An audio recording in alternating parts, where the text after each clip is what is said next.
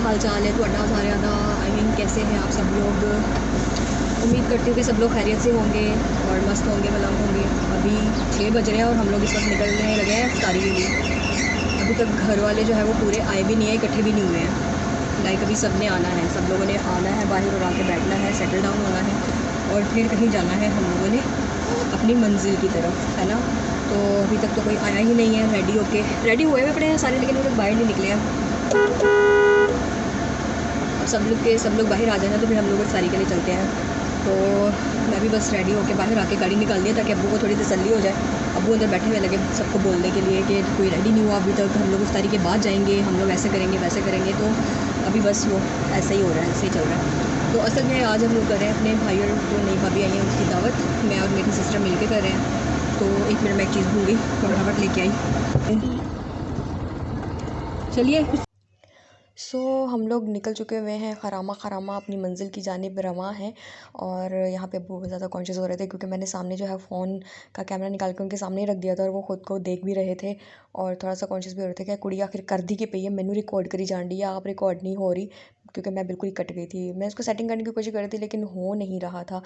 Finally हम लोग पहुँच गए अपनी मंजिल पर और ये है हमारी मंजिल। हम लोगों ने यहाँ पर दावत दी हुई थी।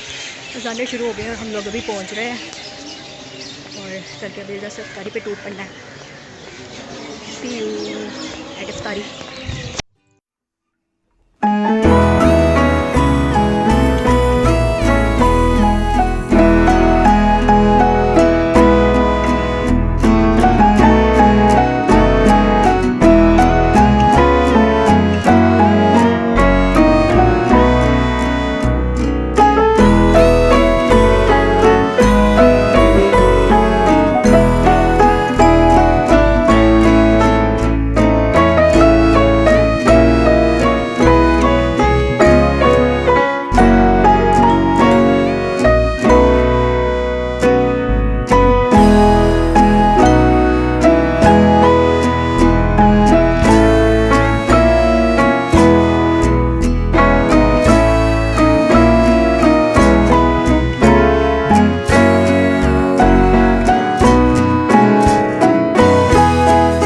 नहीं क्यों।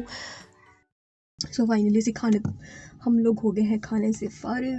घर जाना है हमने, वेट कर रहे हैं, अभी कोई भी नहीं आया। बड़ा हैवी हो गया भाई, बहुत ज़्यादा हैवी हो गया। ये नेक्स्ट डे हो गया और मैं ऑफ़िस में बैठी हुई थी, नमाज़ का वक्त था तो मैंने सोचा नमाज़ पढ़ लूँ और साथ साथ मैं रिकॉर्ड भी कर रही हूँ। पता नहीं क्यों रिकॉर्ड कर रही हूँ, पर मैं ख़ुद को रिकॉर्ड कर रही थी। अच्छा, मैं बैठ के नमाज़ पढ़ती हूँ, कोई भी इस बात के ऊपर एतराज़ ना करे कि ये कैसी नमाज़ होती है। तो मुझे कमर का इशू है, मुझे एक्चुअली शाटिका भी है और मेरी L4 L5 के बीच में गैप है, जिसकी वजह से मैं ज़मीन पर बैठ के बहुत ज़्यादा देर तक नमाज़ नहीं पढ़ सकती। ना ही अगर मैं ज़मीन पर बैठ जाऊँ तो मेरे लिए खड़ा होना बहुत मुश्किल हो जाता है और अगर मैं बैंड हो जाऊँ तो भी सीधा होना बहुत मुश्किल हो जाता है मेरे लिए। तो डॉक्टर्स ने भी बोला कि आप ज़मीन पर जिस तरह से चौकड़ी मार के बैठते हैं या ज़मीन पर बैठ के आप नमाज़ नहीं पढ़ सकती हैं और हो सकता है ये लाइफ टाइम के लिए हो। मैं जब भी कोशिश कर तो लेती हूँ, कभी कभार ऐसे दिल चाहे या कोई ऐसी प्लेस हो जहाँ पे मैं इस तरह से जो नमाज का तरीका उस तरह से नहीं पढ़ पाती हूँ ना, तो मैं वही जैसे नमाज का आम तरीका होता है नमाज़ पढ़ने का, तो उस तरह से नमाज़ पढ़ती हूँ तो मुझे बहुत शदीद पेन हो जाता है। तो इसीलिए फिर मैं थोड़ा अवॉइड करती हूँ कि उस तरह से पढूँ, जिस तरह से सहूलत होती है वैसे बैठ के नमाज़ पढ़ लेती हूँ और दुआ मांगती हूँ। आजकल पता नहीं क्यों मेरी दुआएं बहुत ज़्यादा लंबी नहीं हो रही हैं, बहुत छोटी हो। अगर आपको मेरे वीडियोस अच्छे लग रहे हो तो काइंडली मेरे चैनल को सब्सक्राइब कर लीजिएगा, कमेंट करके मुझे ज़रूर बताइएगा कैसे वीडियोस लग रहे हैं आपको और साथ ही साथ में इसको शेयर भी कर दीजिएगा। बड़ी मेहरबानी होगी आपकी, है कर देना, ठीक है। ओके, अल्लाह हाफिज़।